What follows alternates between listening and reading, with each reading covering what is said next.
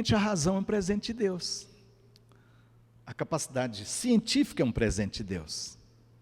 E Deus não tem o menor problema com isso. Sabe o que ele disse para Adão? Domine a terra, multiplique. Quando Deus domine a terra, Ele estava dando o que é chamado, na cosmovisão cristã, de mandato cultural. É justamente domine a terra. Quando Deus falou dominar, não era para a gente destruir, né? Brincadeira, né? O que a gente está fazendo.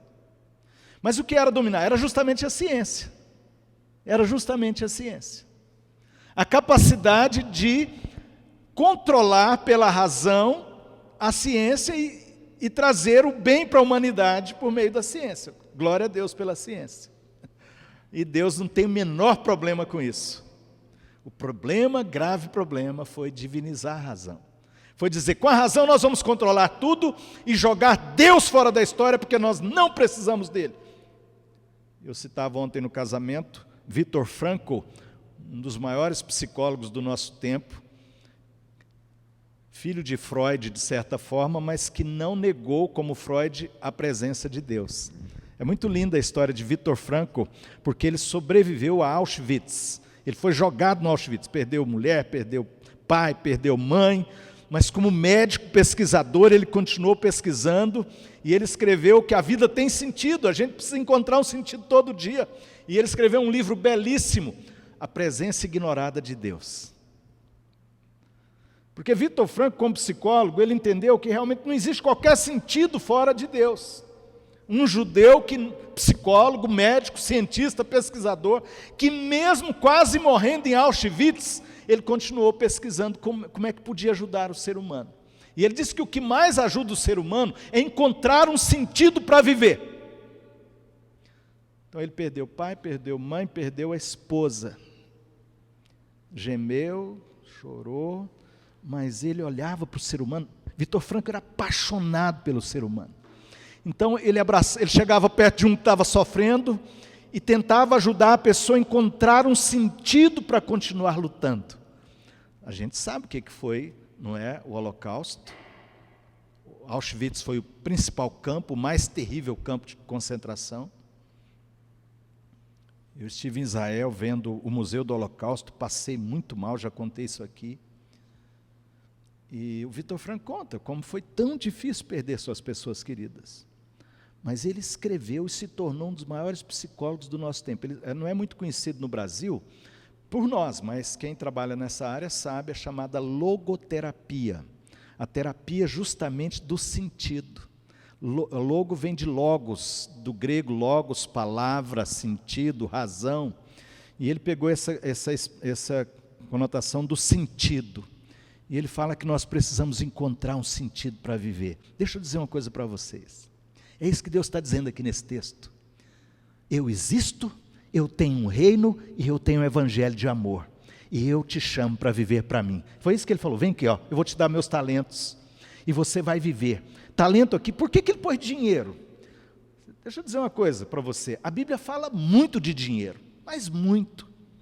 E fala que o dinheiro pode te controlar, pode te destruir, mas por outro lado a Bíblia fala que você pode dominar o dinheiro. No poder de Deus, na dependência de Deus. Aqui é essa a ideia. Dinheiro, poder, capacitação, ligado à possibilidade de sustentar sua família, empreender, ter uma empresa, ter um trabalho, ter um concurso, e sustentar sua família, seus sonhos, projetos, mas tudo para Deus. Esse é o ponto que estamos falando. Tudo vem dele, tudo deve ser feito para ele. Não tem pecado nenhum você ser cientista, não tem pecado nenhum você pesquisar, não tem pecado nenhum você ganhar o prêmio Nobel da Paz. Alguns crentes já receberam esse prêmio. Os primeiros cientistas que nós conhecemos, eles eram crentes. Se por um lado a igreja errou realmente, às vezes se tornando num tempo muito opressora da mente, do saber, do pensar, e criou um homem, começou a criar um homem assustado, oprimido. O iluminismo, que juntou aí o humanismo, racionalismo e o humanismo, junta tudo com o positivismo iluminista, falamos do homem livre, do homem emancipado. Não sei se você já parou para pensar o que eles quiseram dizer com isso. O homem livre, o homem emancipado. A principal proposta é ser livre da ideia de Deus. Eu com meu dinheiro, eu com minha ciência, eu com meu saber, eu com minha política, com a polis, com o comércio, com o controle, eu não preciso de Deus. Freud mesmo, que eu respeito muito as pesquisas de Freud, respeito muito. Mas ele brigou com Deus demais. E ele disse, Deus é apenas um velhinho que a gente criou como uma ideia de um pai, uma humanidade infantil, e acontece que agora nós ficamos maduros e não precisamos mais dele. Essa foi a proposta quando ele escreveu O Futuro de uma Ilusão.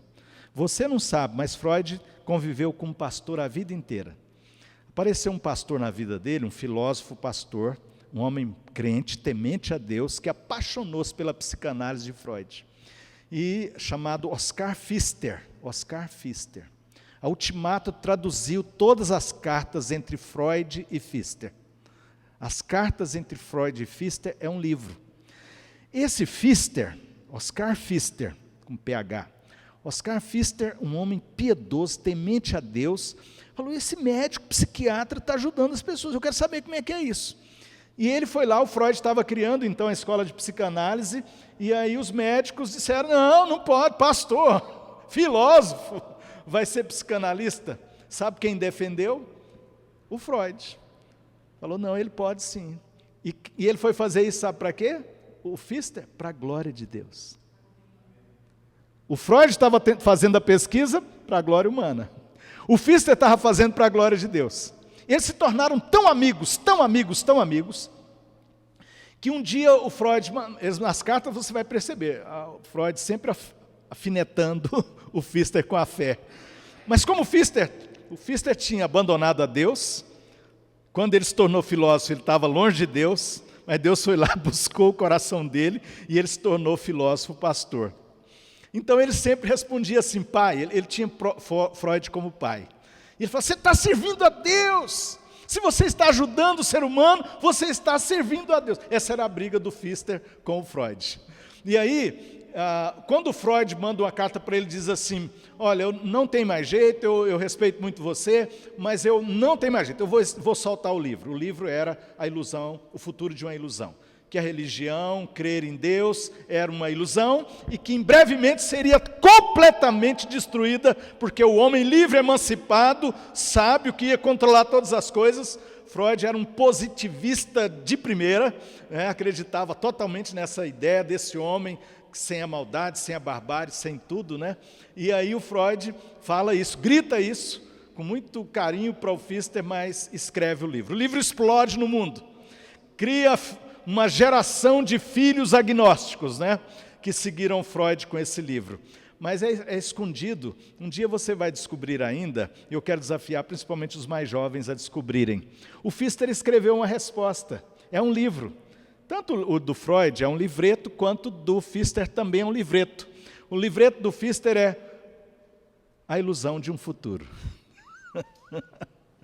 Ele escreveu A Ilusão de um Futuro. Ele fala assim, quase chamando Freud de pai de novo, né? Ele diz assim, olha, Deus é muito maior do que isso. Não existe realmente a possibilidade do homem imaginar-se sem seu próprio Criador, né? E toda a sabedoria vem de Deus. E ele vai...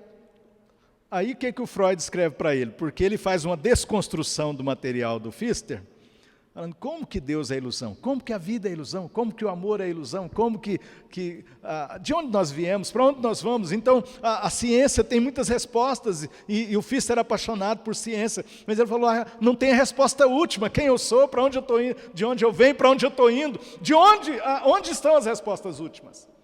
Aí o Freud é muito inteligente, viu? O Freud fala assim, você é filósofo, você quase destruiu tudo que eu escrevi, mas eu respeito tudo que você está dizendo, mas bola para frente, né? O Freud não aceitou, mas nós temos o escrito do Pfister, é belíssimo como que ele responde ao Freud. E o Pfister continua sendo pastor, continua sendo amigo do Freud até a morte dele. Freud morreu muito doente, a gente morre, não é? Mas o Pfister acompanhou como um amigo verdadeiro, muito linda a amizade deles. E eu quero dizer para vocês, queridos, que você vai encontrar Você vai encontrar na psicologia, você vai encontrar na filosofia, você vai encontrar na medicina, você vai encontrar na biologia. Eu tenho amigos na biologia, ali tem um biólogo ali atrás, crente, né? O Rubens, não é? Pessoas que amam o Senhor, pessoas que são pesquisadores e que amam a Deus, que servem a Deus e que glorificam a Deus com o que fazem. Onde está o homem livre? A igreja tem que vigiar, e nós vamos vigiar isso, de não prender sua mente, de não escravizar a mente das pessoas, como a igreja já errou. Erramos nisso. Nós não podemos escravizar pessoas e as mentes das pessoas. Eu não quero uma religião de controle, mas eu não quero viver a liberdade que não seja a liberdade do Evangelho. Há uma liberdade, mas o que você faz com a sua liberdade? Esse texto de Jesus está chamando a gente para pegar a liberdade tremenda que Ele nos dá, a liberdade de criar, de produzir, de empreender, nele, pela força dEle, pela graça dEle, porque tudo vem dEle, e multiplicar, e empreender, e pensar ciência, pensar empresa, indústria, pensar projetos sociais, pensar, produzir, pesquisar, trabalhar, amar, viver para Ele, para a glória dEle. Amém? Você está vivendo para você ou para o Senhor? Viva para Deus. Um dos maiores conselheiros que eu já conheci faleceu esses dias, Dr. David Powlison. Estudou e pesquisador, cientista, cristão e conselheiro. Escreveu vários livros na área do aconselhamento bíblico e me marcou profundamente em tudo que eu ensino nessa área. E Deus o chamou por um câncer. E num país extremamente desenvolvido, né? Ele mesmo, cientista, pesquisador, mas morreu no Senhor e partiu para o Senhor. E esse é o segredo, queridos. Tudo vem dEle, vivemos para Ele e um dia tornaremos a Ele. Como você tem vivido sua vida? Tenha consciência disso, profunda, que tudo vem dEle. Viva para a glória dEle. E sabendo que tudo vai tornar a Ele. E que você poderá ter essa grande alegria de talvez multiplicar um talento. Mas chegar a dizer e ouvir dele, servo bom e fiel, servo bom e fiel, servo bom e fiel.